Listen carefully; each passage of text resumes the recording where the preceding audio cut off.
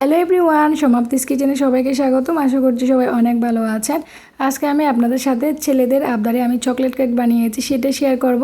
তো আমি আশা করছি ভিডিওটা আপনাদের কাছে ভালো লাগবে। তাহলে চলুন শুরু করি। তো দেখতে পাচ্ছেন আমি প্রথমে এখানে ডার্ক চকলেট নিয়ে নিয়েছি।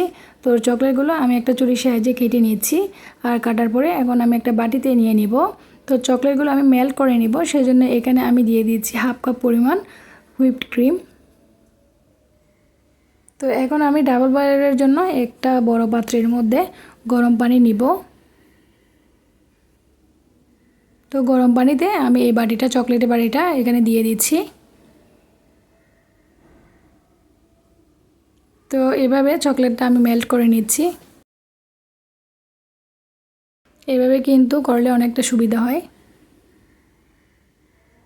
তো আমার চকলেটটা প্রায় মেল্ট হয়ে গেছে।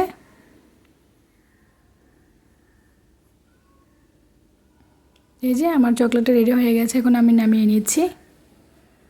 একদম পুরোপুরিভাবে সম্পূর্ণ এটা মেল্ট হয়ে গেছে। তো এক সাইডে এটা রেখে দিব। তো এখন আমি চকলেট কেক রেডি করেছি। দেখতে পাচ্ছেন কেকটা কতটা সফট হয়েছে। তো এখন আমি এটাকে স্লাইস করে নিব। দেখতে পাচ্ছেন কেকটা কতটা তুলতুলে নরম হয়েছে। তো এটাকে স্লাইস করার জন্য আমি এখন এটাকে ছুরি দিয়ে আমার মতো করে কেটে নিচ্ছি। তো কেকটাকে আমি 2 লেয়ার করব। চাইলে আমি 3 লেয়ারও করতে পারতাম, যেহেতু এটা আমি বাসায় খাবো সেজন্য 2 লেয়ার করেছি। তো স্লাইসগুলো দেখেই বোঝা যাচ্ছে কেকটা কতটা পারফেক্ট হয়েছে।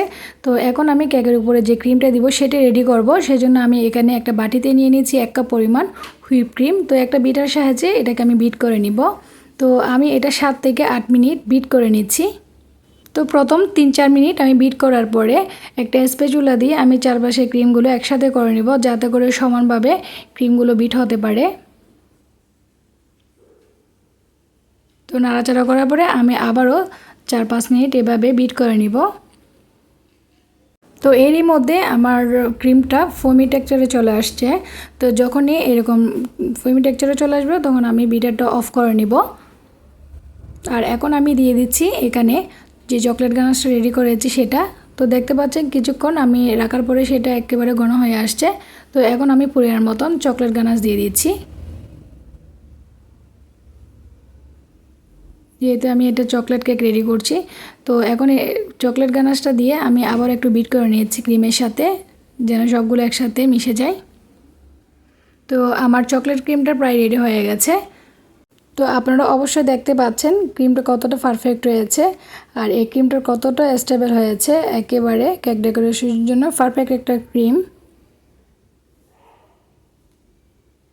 এই যে দেখতে পাচ্ছেন কত সুন্দরভাবে আমার ক্রিমটা রেডি হয়ে গেছে।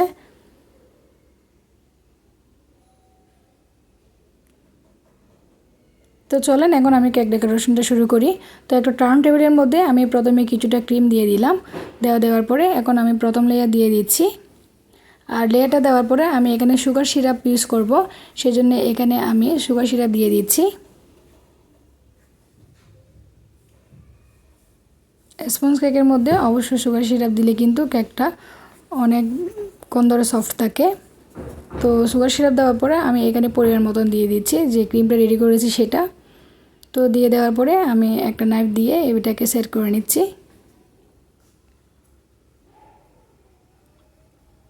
বেকিং কিন্তু আমার খুব শখের একটা কাজ, আমি খুব ভালোবাসি বেকিং করতে। তো সেই জন্য যখনই ইচ্ছে হয় তখনই কিন্তু এরকমভাবে আমি বানিয়ে নিই। তো আমি লেয়ারের মধ্যে কিছুটা চকলেট গানাশও দিয়ে দিচ্ছি। দিয়ে দেওয়ার পরে আমি আরেকটা লেয়ার দিয়ে দিচ্ছি। ঠিক একইভাবে সুগার সিরাপ ইউজ করেছি আর দিয়ে দিচ্ছি এখন চকলেট ক্রিমটা। তো এইভাবে দিয়ে এটাকে আমি সেট করে নিচ্ছি।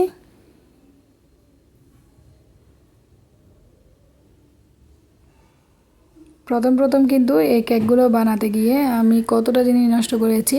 তো মানুষ আসলে শিখতে শিখতে কিন্তু অনেক ভুল কাজও করে, আর সে ভুল থেকে কিন্তু সেই জিনিসটা সে আবার শিখে ফেলে। তো আমার উপরের লেয়ারে ক্রিম দেওয়া হয়ে গেছে, এখন সাইডগুলো আমি একটা টিস্যু দিয়ে পরিষ্কার করে নিচ্ছি। তো এখন আমি একটা বোর্ডের মধ্যে নিয়ে এটাকে নর্মাল ফ্রিজে রেখে দিব 30 মিনিট। তো 30 মিনিট পর আমি আবারও ফাইনাল ডেকোরেশনটা দিব, সেজন্য আমি বাকি যে ক্রিমটা ছিল সেটা একেবারে দিয়ে সেট করে নিচ্ছি।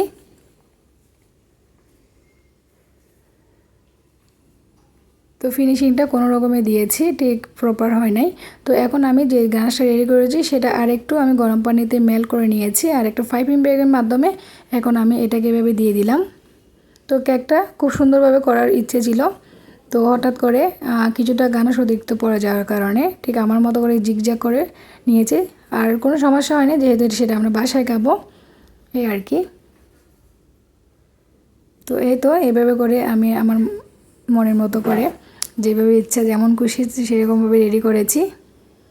চাইলে আরও বেটার হতে পারতো, এই আর কি। তো আমি কিছুটা ক্রিম ছিল সেটা একটা পাইপিং ব্যাগের মধ্যে নিয়ে নজলের সাহায্যে আমি ছোটো ছোটো করে এভাবে দিয়ে দিচ্ছি। তো রেডি হয়ে গেল আমার চকলেট কেক। আর কেকটা সত্যি অসাধারণ হয়েছে, বাচ্চারা তো খুবই পছন্দ করেছে। তো এইভাবে করে কিন্তু আমি চকলেট কেক রেডি করে থাকি। তো এখন আমি এটাকে কেটে দেখাচ্ছি কতটা পারফেক্ট হয়েছে। এই যে আমার রেডি হয়ে গেল ইয়ামি চকলেট কেক। তো আপনারা অবশ্যই জানাবেন যে ভিডিওটা আপনাদের কেমন লেগেছে।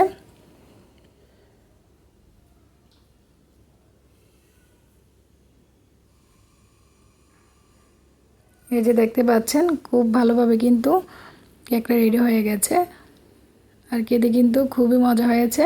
তো আজকে এই পর্যন্ত, আবারও নতুন কিছু নিয়ে আপনাদের সাথে চলে আসবো। ততক্ষণে অনেক ভালো থাকবেন, সুস্থ ও নিরাপদে থাকবেন।